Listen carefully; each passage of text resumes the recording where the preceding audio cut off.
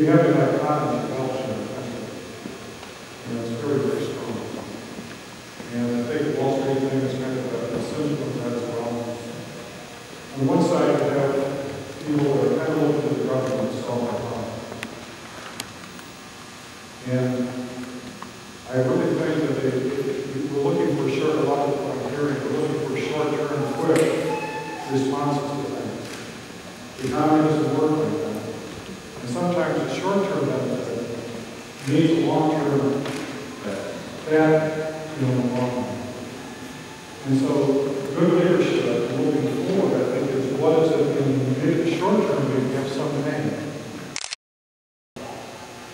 The more government gets involved, the more money comes out of the private sector. The government can't produce anything. And so, we need to find ways to stimulate the private sector.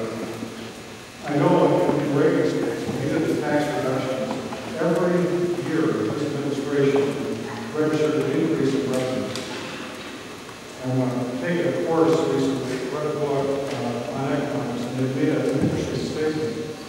1951 to 1964, the top 1% were taxed 91% on their taxable income. At that point, they were contributing 19% as federal taxes to the government. Okay, the top 1%, 19%.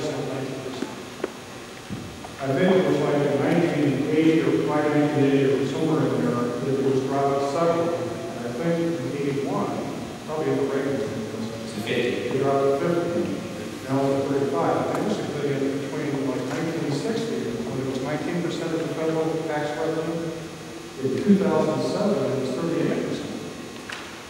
So their taxes went down, revenues went up, because they're investing in capital. They're investing in businesses. And their share of tax revenues increased. Which is creating jobs, which is raising the revenue. It just happens. The water raises all boats.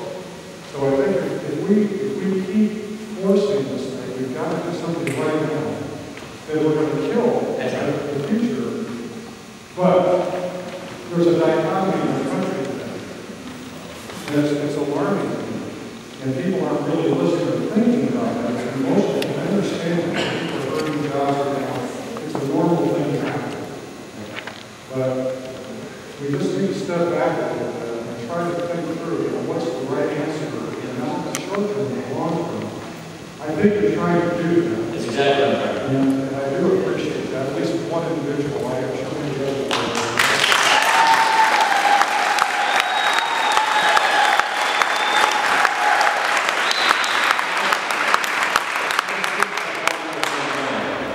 This shows you where our top tax rates have been in America. Up as high as 92%, down as high in the 80s is 28. And this shows you our tax, how much tax we get from income taxes, how much total taxes is a share of our economy. Pretty stable.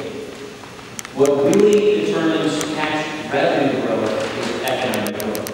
This shows you, since World War II, revenues and GDP. When the economy grows, revenues grow. And so, what we ought to be focused, in my opinion, what we ought to be focused on is what can we do to maximize the chance of this economy to grow.